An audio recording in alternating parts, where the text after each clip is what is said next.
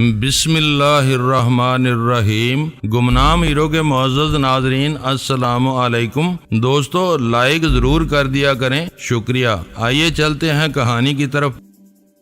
اپنے ایک خیال کو مسترد کرنے کے بعد میرے لیے ایک ہی متبادل راہ رہ گئی تھی۔ میں نے گمبھیر لہجے میں کہا، آج میں نے تمہیں ایک ضرورت کے تحت فون کیا ہے، کہو۔ میں اپنی مجبوریوں کے باوجود تمہاری مدد کرنے کی کوشش کروں گا۔ مجھ پر تمہارے کئی احسانات ہیں، جبکہ میرا خانہ خالی ہے۔ اس کی آواز پرتجسس تھی۔ تم سے میرا معاہدہ ہوا تھا کہ جہانگیر کو نہیں چھیڑا جائے گا، لیکن کل رات کو اسے اس کے گھر سے اغوا کر لیا گیا۔ میں نے فوری فیصلے کے تحت ذمہ داری اس کے سر ڈالنے کا فیصلہ کر لیا، جو اس واقعے پر میرا فطری اور منطقی رد عمل ہونا چاہیے تھا۔ وہ اغوا ہو گیا۔ شبراج نے حیرت ظاہر کرنے کی کوشش کی، لیکن اس کی آواز کا کھوکھلا پن مجھ سے پوشیدہ نہ رہ سکا۔ وہ اپنی بات جاری رکھتے ہوئے کہہ رہا تھا، یہ بہت برا ہوا۔ تم یقین کرو کہ اس واقعے میں میرا کوئی عمل دخل نہیں ہے۔ میں خود کسی محفوظ ٹھکانے کی تلاش میں مارا مارا پھر رہا ہوں۔ میں کسی قیدی کو اپنے گلے کا ہار بنا کر کہاں لیے پھروں گا؟ مجھے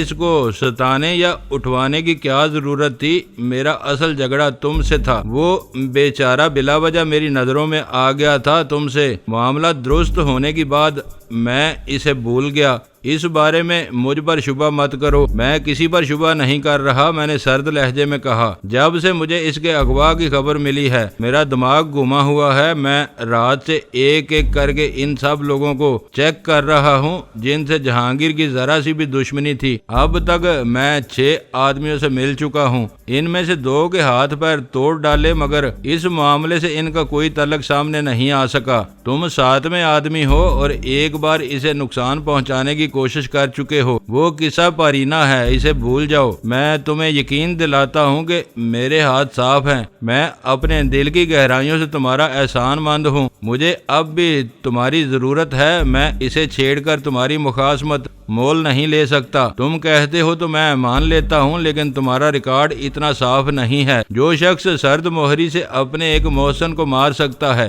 وہ ماضی کے ایک حریف پر بھی پلٹ کر حملہ کر سکتا ہے۔ تم پھر ڈاکٹر صادق کا قصہ لے بیٹھے۔ اس نے میری بات کاٹ کر شکوہ کیا، اس کا جہانگیر سے کوئی موازنہ نہیں کیا جا سکتا۔ ڈاکٹر کو مارنے کا ایک مقصد تھا، میں اسے بے آبروئی اور اذیت کی زندگی سے بچانا چاہتا تھا۔ تمہارا نظریہ ہے کہ میں نے اسے جان بچانے کے لیے مارا۔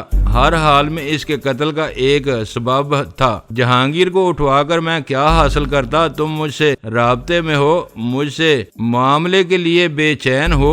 میری نیت میں کوئی فطور ہوتا تو میں تم کو دھوکہ دینے کی کوشش کرتا۔ مجھے اس کے پیچھے جانے کی کیا ضرورت تھی؟ ہم دونوں کے درمیان رابطہ ضرور تھا، لیکن دونوں ہی ایک دوسرے کی پہنچ سے دور تھے اور درپردہ ایک دوسرے کی گھات میں لگے ہوئے تھے۔ میرے سامنے کوئی ایسا مہرہ نہیں تھا جسے استعمال کر کے میں شبراج کے ٹھکانے تک پہنچتا۔ شبراج کے سامنے جہانگیر کا نام تھا۔ اس نے ایک فیصلہ کن نتیجے پر پہنچنے کے بعد جہانگیر پر ہاتھ ڈال دیا تھا۔ میں گھما پھرا کر اپنی بات واضح کر چکا تھا، لیکن نتائج کے ڈر سے اس پر کھل کر الزام نہیں لگا پا رہا تھا۔ میں تم سے ملنے کے لیے اب بھی بے چین ہوں۔ کیا تم آج کوئی وقت نکال سکتے ہو؟ ڈینی، مجھے خوفزدہ مت کرو۔ شاید اس وقت تم پر دیوانگی طاری ہے۔ تم 6 آدمیوں کی کہانی سنا چکے ہو، جن میں سے 2 کے ہاتھ پیر توڑے گئے ہیں۔ میں ہرگز یہ نہیں چاہوں گا کہ مجھ سے سامنا ہونے پر تم مشتعل ہو کر تصادم پر تل جاؤ اور ہم دونوں میں سے کسی ایک کی 2-4 ہڈیاں ٹوٹ جائیں۔ شبراج، میں تمہیں یقین دلاتا ہوں کہ ایسا نہیں ہوگا۔ میں نے ایک ایک لفظ پر زور دے کر سرد لہجے میں کہا۔ اپنے لہجے پر غور کرو ڈینی، تمہاری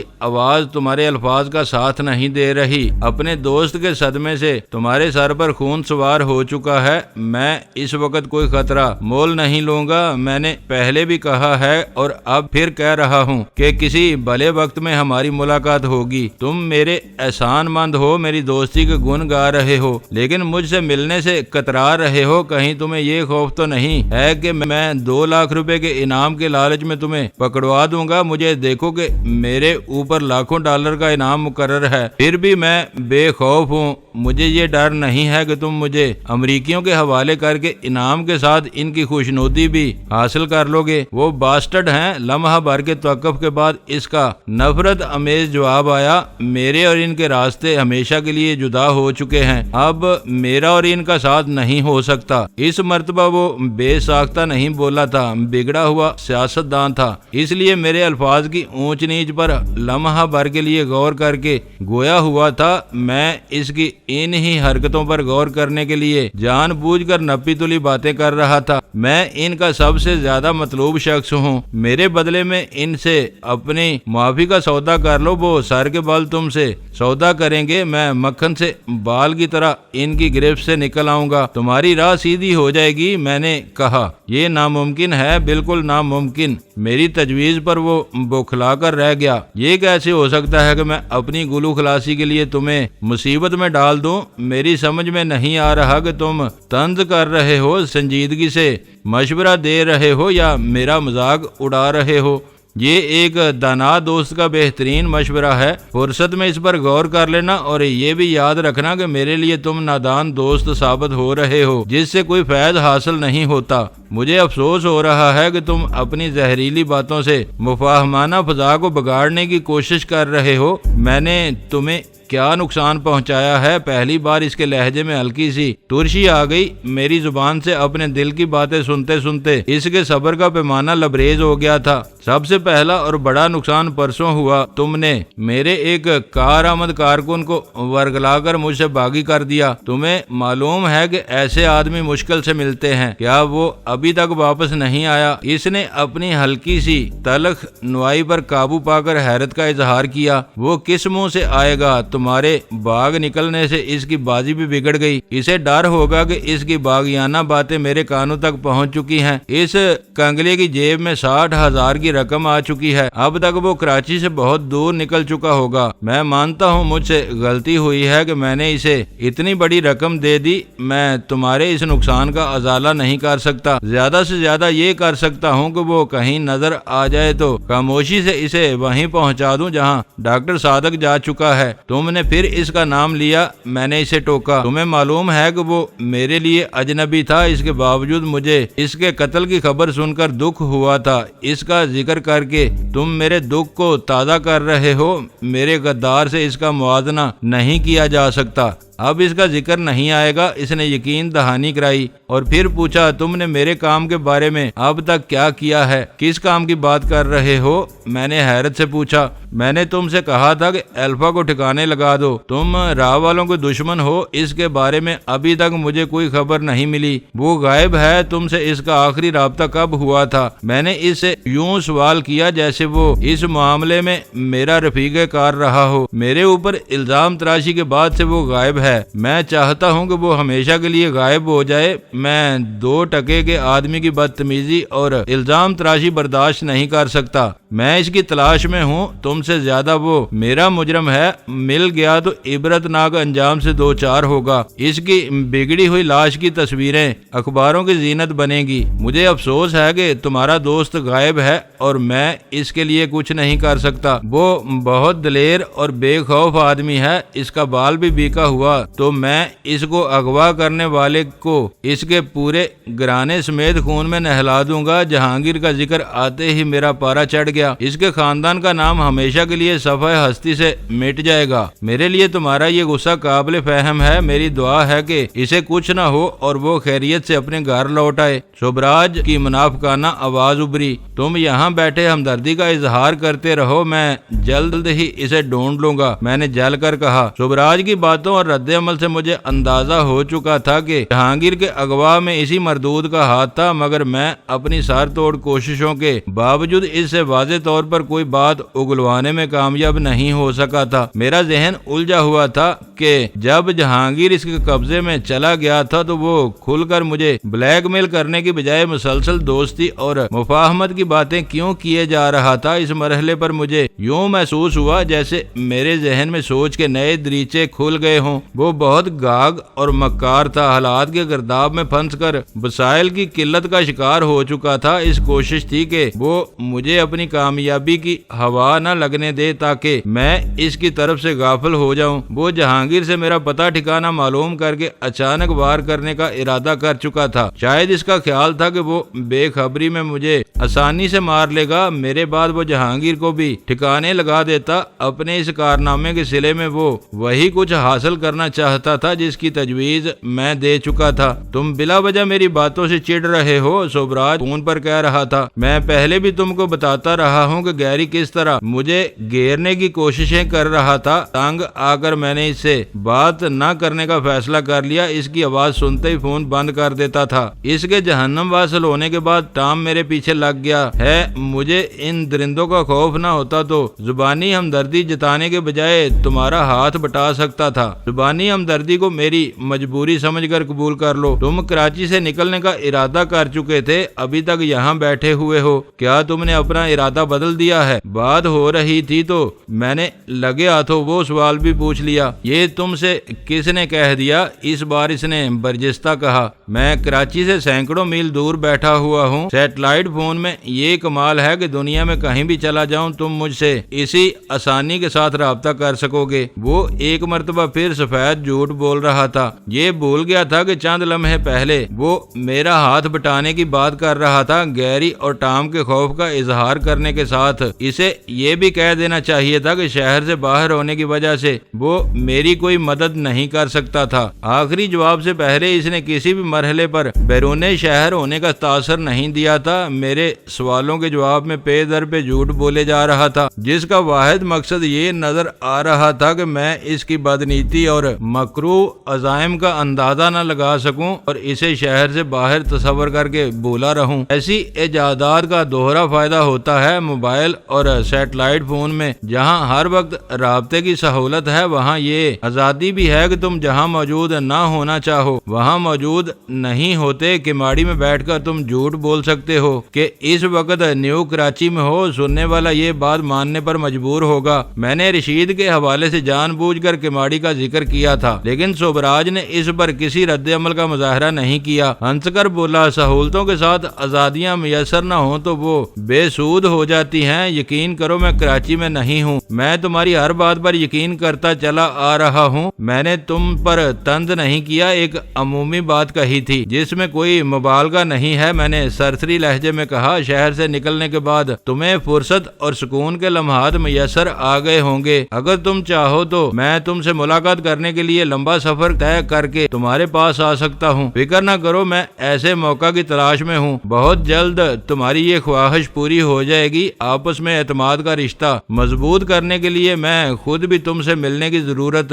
محسوس کر رہا ہوں۔ مجھے اس کا جواب زومانی محسوس ہوا۔ میں تمہارے پیغام کا منتظر رہوں گا۔ میں نے گفتگو کا سلسلہ ختم کر دیا۔ تم ہوشیار ہو تو وہ بھی بہت شاطر ہے۔ سوبراج سے ہونے والی گفتگو پر تبادلہ خیال کے دوران میں ویرا نے کہا، تم اس کی طرف سے اپنے ذہن میں کچھ مفروضے لیے بیٹھے ہو، اس لیے تم نے اس کی باتوں سے کئی نتائج اخذ کر لیے، لیکن وہ اب بھی تمہارے جال میں نہیں آ سکا۔ وہ کھل کر مقابلے پر آنے سے گریز کر رہا ہے۔ اس سے کہیں اچانک سامنا ہوگا۔ تمہارے ارادے اس سے مختلف نہیں ہیں۔ تم پہلی فرصت میں اسے جہنم واصل کرنے کا فیصلہ کیے بیٹھے ہو، لیکن فون پر اس سے میٹھی میٹھی باتیں کرتے ہو۔ دونوں طرف ایک جیسا حال ہے، دونوں کی بغلوں میں چھریاں ہیں اور منہ سے رام کی مالا جپ رہے ہو۔ سوبراج میری توقع سے بڑھ کر سخت جان ثابت ہوا ہے۔ وہ عیش و عشرت اور سہاروں کا عادی تھا۔ اسے اب تک بکھر کر رہ جانا چاہیے تھا، لیکن وہ بہت دل جمی سے حالات کا مقابلہ کر رہا ہے۔ سنیل کے پکڑے جانے سے بھی اس کے حوصلے پست نہیں ہوئے۔ بعض لوگ اس سے زیادہ سخت جان ہوتے ہیں۔ ویرا بولی، ان کے سامنے ایک مقصد ہوتا ہے۔ وہ جانتے ہیں کہ انہوں نے حالات کو اپنا تابع نہ بنایا تو وہ خود واقعات کی چکی میں پس کر فنا کے گھاٹ اتر جائیں گے۔ اسی وقت بیرونی دروازے پر کھٹکا ہوا۔ ایس ٹی ایف کے دونوں آدمیوں کو گھر کی حفاظت کی ڈیوٹی پر اوپر بھیج دیا گیا تھا،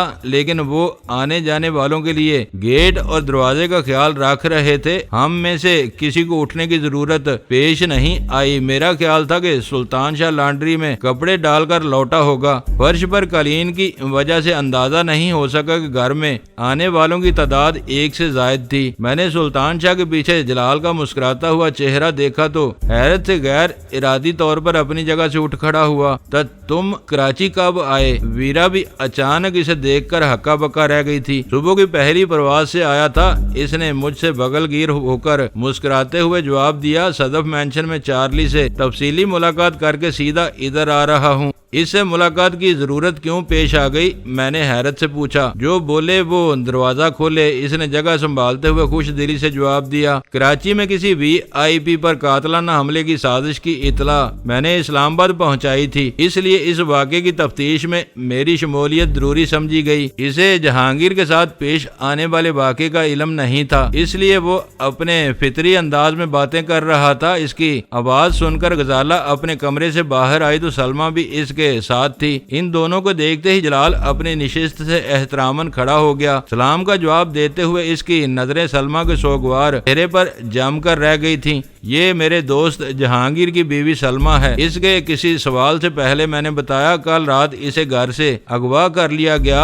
ہم سلمہ کو عارضی طور پر یہاں لے آئے ہیں، اس پر پہلے بھی ہاتھ ڈالنے کی کوششیں ہوتی رہی ہیں۔ یہ میرے لیے بہت اندوہناک خبر ہے، جلال نے گہرے افسوس کے ساتھ کہا۔ اس کی بازیابی کے لیے کیا کر رہے ہو؟ غزالہ کو اپنی ذمہ داری کا احساس تھا، وہ زیادہ دیر تک وہاں نہیں رکی، سلمہ کے ساتھ دوبارہ اپنے کمرے میں چلی گئی تاکہ ہم آزادی کے ساتھ گفتگو کر سکیں۔ جلال کی آمد کا قصہ ادھورا رہ گیا۔ وہ جہانگیر کے بارے میں تفصیلات جاننے کے لیے بے چین ہو گیا تھا۔ اسے شکوہ تھا کہ میں نے اسے اس واقعے کی اطلاع نہیں دی تھی۔ وہ جہانگیر سے ذاتی طور پر متعارف نہیں تھا، میری زبان سے اس کے تذکرے سنتا رہا تھا۔ میں نے اسے ابتدا سے لے کر سوبراج سے ہونے والی گفتگو کی ساری جزیات ایک ہی سانس میں بتا ڈالی۔ اسے یہ جان کر تسلی ہوئی کہ اغوا کرنے والوں میں سے ایک کا سراغ مل چکا تھا اور اس کی تلاش کی مہم جاری تھی۔ ایسا معلوم ہوتا ہے جیسے برا وقت آتا ہے تو ہر طرف سے ایک جیسی خبریں آنے لگتی ہیں۔ گہری کے سمندر میں ڈوبنے کے بعد سے کان کسی اچھی خبر کے لیے ترس گئے ہیں۔ سوبراج کی آنکھ مچولی پہلے کی طرح جاری ہے۔ وہ ڈاکٹر صادق کو ہلاک کر کے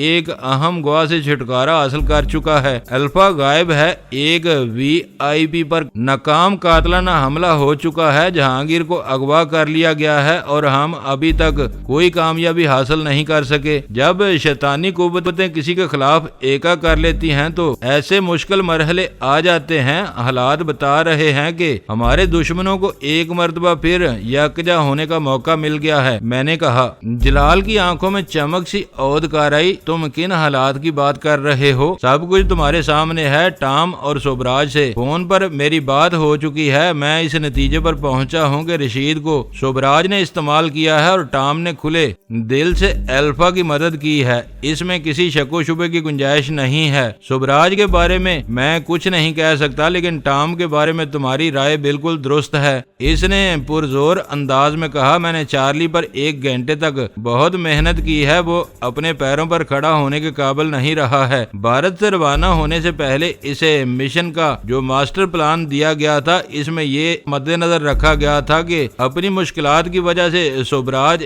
ان دونوں کی خاطر خواہ مدد نہ کر سکے تو انہیں کیا کرنا ہوگا۔ ہم تینوں پوری طرح اس کی طرف متوجہ تھے۔ وہ ایک لمحے کے لیے خاموش ہوا، پھر اپنی بات جاری رکھتے ہوئے بولا، اس پلان کے مطابق CIA کا کراچی آفس میں متبادل امدادی سہولیات فراہم کر سکتا تھا۔ انہیں نیو خان ہوٹل والے تجربے کے بعد CIA سے رجوع کر لینا چاہیے تھا۔ انہوں نے سوبراج کے مشورے پر مزار کا رخ کرنے کی غلطی کیوں کی؟ ویرا کے پاس سوال تیار تھا جو اس نے کسی پسو پیش کے بغیر داغ دیا۔ سوبراج ان کے ماسٹر پلان سے واقف نہیں تھا، وہ انہیں ٹال رہا تھا۔ دونوں کو توقع تھی کہ سوبراج ان کی مدد کے لیے کوئی نہ کوئی راہ نکال لے گا۔ وہ راو والوں کا پرانا مددگار تھا۔ جب مزار کے نواح میں چارلی پر اسرار حالات کا شکار ہو کر غائب ہوا تو الفا کی آنکھیں کھل گئی ہوں گی۔ یہ بات تم بتا چکے ہو کہ چارلی کے پکڑے جانے کے بعد الفا نے فون پر سوبراج کو کھری کھری سنا ڈالی تھی۔ اس نے سوبراج پر لعنت بھیج کر ٹام کا رخ کیا ہوگا۔ وہاں اسے بھرپور پذیرائی ملی اور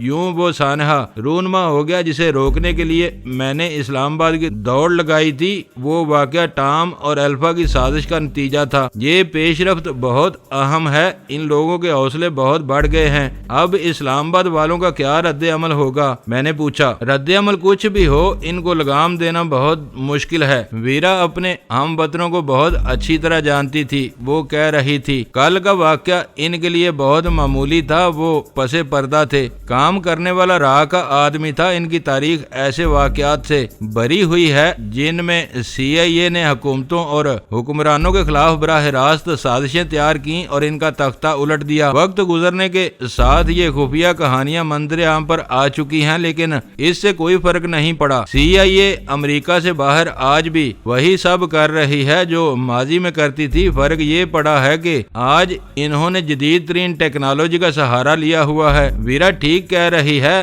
تفصیلات وقت گزر جانے کے بعد منظر عام پر آتی ہیں۔ اس وقت الزامات کو ثابت کرنا دشوار ہوگا۔ عدالت کے کٹہرے میں پہنچتے ہی سیکرٹ ایجنٹ اپنے اقبالی بیان سے پھر جاتے ہیں۔ اپنی لڑائی ہمیں خود لڑنا ہوگی۔ کیا ہمیں ٹام کو ٹھکانے لگانے کی اجازت ہوگی؟ ویرا نے پوچھا۔ خون سے ہاتھ رنگنے سے کوئی فائدہ حاصل نہیں ہو سکے گا، جلال نے پھیکی مسکراہٹ کے ساتھ مدافعانہ لہجے میں کہا۔ ایک ایک کر کے ان کے کئی اہم آدمی موت کی آگوش میں جا چکے ہیں، ایک مرتا ہے تو دوسرا اس کی جگہ لے لیتا ہے۔ ٹام مارا گیا تو کوئی اور آ جائے گا۔ انہیں روکنے کی ایک ہی صورت ہے کہ ان پر کڑی نگاہ رکھی جائے، لیکن الفا پر تم اس اصول کا اطلاق نہیں کر سکتے۔ میں نے کہا الفا اور ٹام میں بہت فرق ہے۔ وہ غیر قانونی طور پر مسلمہ دہشت گردی کے عزائم لے کر یہاں آیا ہے۔ ٹام کی حیثیت سرکاری اور قانونی ہے۔ اس نے کھل کر بات نہیں کی تھی، لیکن اس کے فکروں میں پنہاں اشارہ بہت واضح تھا۔ راہ والوں کو اس نے کبھی نہیں بخشا تھا، بلکہ ان میں سے ایک کو اپنے ہاتھوں سے موت کے گھاٹ اتار چکا تھا۔ میں نے کچھ ایسے اداروں کے نام حاصل کیے ہیں جو دوسروں کے نام پر غیر قانونی دھندے کر رہے ہیں، لیکن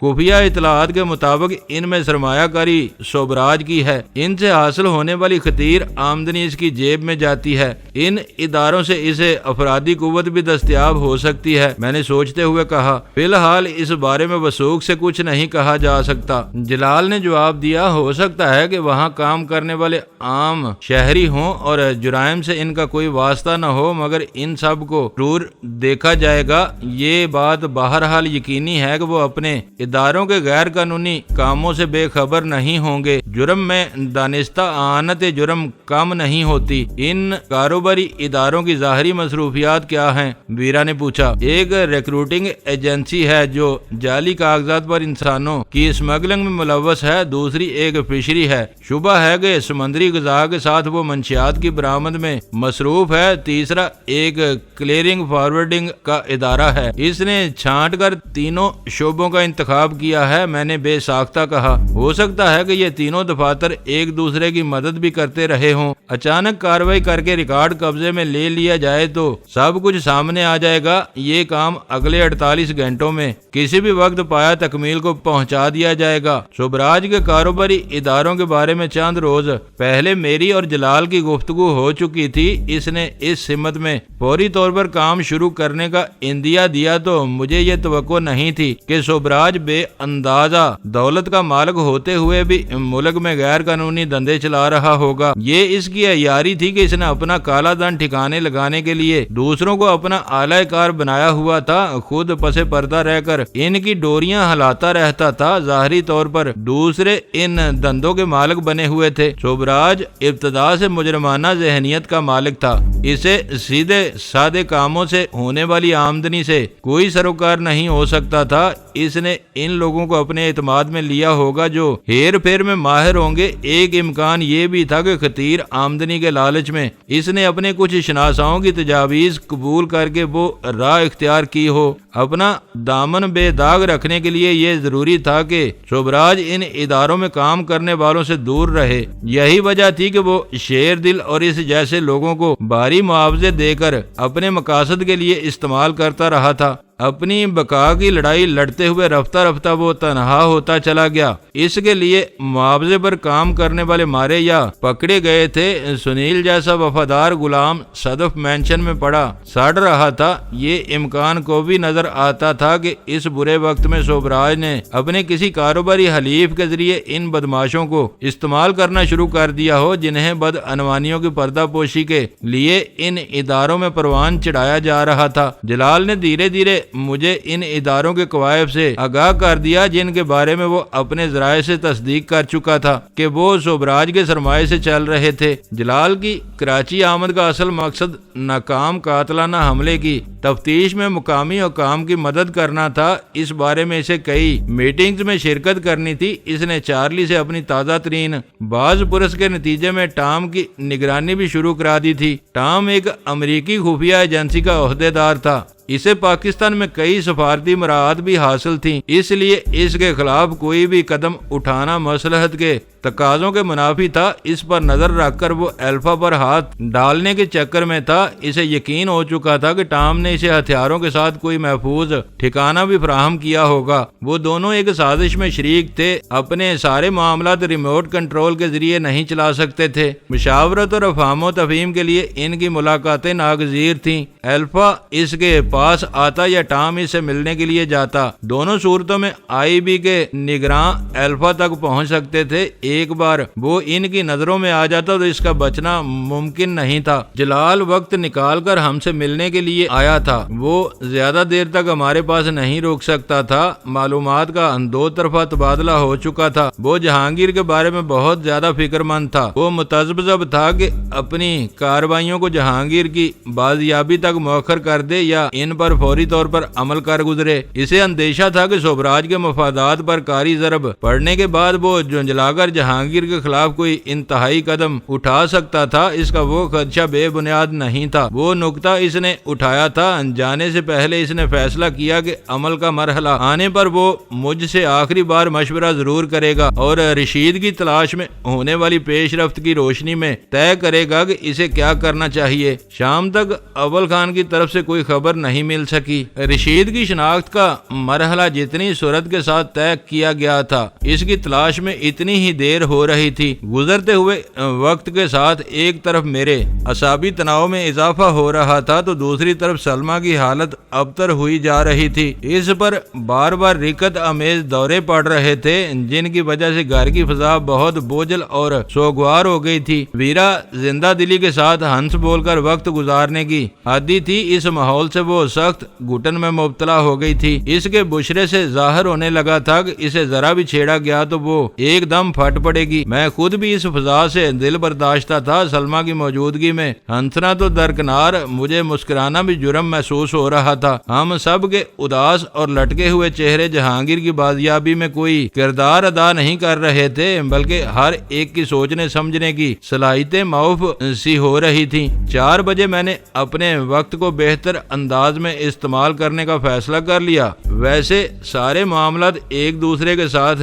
گتھے ہوئے تھے، لیکن جب تک سوبراج اور ٹام کے درمیان صلح نہیں ہو جاتی تھی وہ دونوں ایک دوسرے سے بہت فاصلے پر تھے۔ جہانگیر کا قصہ سوبراج کی ذات سے وابستہ تھا۔ اس سے میں بہت زیادہ باتیں کر چکا تھا اور شاید اسے یہ پیغام دینے میں کامیاب ہو گیا تھا کہ جہانگیر کی زندگی میرے لیے بہت اہم تھی۔ اسے کچھ ہوتا تو سوبراج کے ساتھ اس کا پورا خاندان میرے انتقام کا نشانہ بن سکتا تھا۔ اس کے برعکس ٹام سے میری زیادہ گفتگو نہیں ہو سکی۔ اسے چھیڑ کر میں نے اندازہ لگایا تھا کہ راہ کا اکلوتا ایجنٹ اس کی مدد حاصل کر چکا ہے۔ جلال نے چارلی سے معلوم ہونے والے ماسٹر پلان کی مدد سے میرے شبے کی تصدیق کر دی تھی۔ ٹام جس شدت کے ساتھ مجھ سے ملاقات کا خواہاں تھا، اس سے ظاہر ہو رہا تھا کہ اس کے ذہن میں کوئی نئی بات جنم لے چکی تھی۔ 4 بجے میں نے ٹام کو فون کیا۔ اس وقت اندھیرا پھیلنے میں کافی وقت باقی تھا۔ جب میں نے اسے یہ بتایا کہ 5 بجے اسٹیڈیم کے سامنے اس سے ملنے کو تیار تھا تو اسے کوئی خاص خوشی نہیں ہوئی۔ وہ ملاقات کے لیے شہر کے کسی مرکزی علاقے میں ملاقات کا خواہاں تھا۔ اس کی دانست میں میری مجوزہ جگہ اس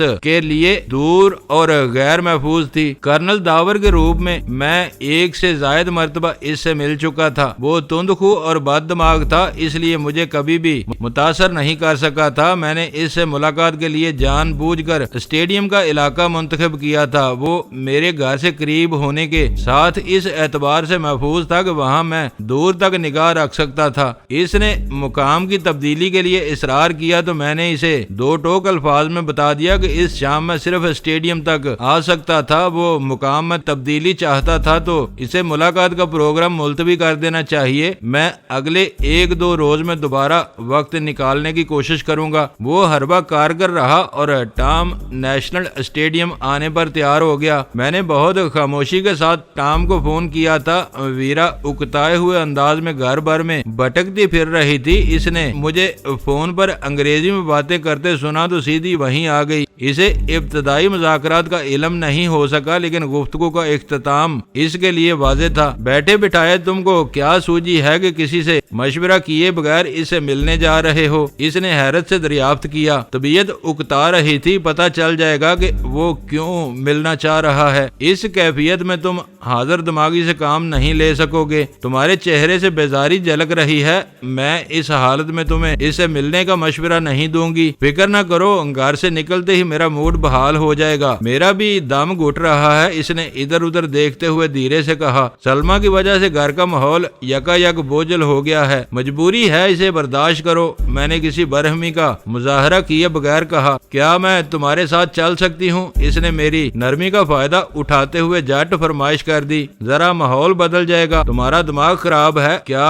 मेरी सारी मेहनत पर पानी फेरने का इरादा रखती हो? वो एक नजर में तुम्हें पहचान लेगा। फिर इसे ये समझने में देर नहीं लगेगी कि मैं कर्नल दावर बनकर एक मुद्दत से इन लोगों को फरेब देता चला आ रहा हूँ। मुझे इससे मिलने का शौक नहीं है। रास्ते में मुझे कहीं भी उतार देना, वापसी में साथ लेते आना। खुली हवा में निकलकर मेरा दिमाग ताजा हो जाएगा। इस मकसद के लिए मेरा साथ जरूरी नहीं है। चाहो तो धुंधल का फैलने के बाद सुल्तान शाह को अपने साथ लेकर निकल जाना। इस वक्त तक मैं भी लौट आऊंगा। तुम्हारे पास हर वक्त बहाने तैयार रहते हैं। वो चिढ़कर बोली। साफ क्यों नहीं कहते कि तुम मुझे अपने साथ नहीं ले जाना चाहते? वो जेरे लब कुछ बुड़बुड़ाती हुई अपने कमरे की तरफ चल दी। मैं गाड़ी का जायजा लेने के लिए पोर्च की तरफ हो लिया। अपनी हसास मसरूफियात की वजह से मेरे लिए अपनी गाड़ी के नंबरों को छुपाए रखना जरूरी था। नंबर प्लेटों को बार बार तब्दील करना दुश्वार था। इसलिए मैंने सुल्तान शाह की जिम्मेदारी लगाई हुई थी कि नई करोला की दोनों नंबर प्लेटें हर वक्त इस तरह मट्टी से लिथड़ी रहें कि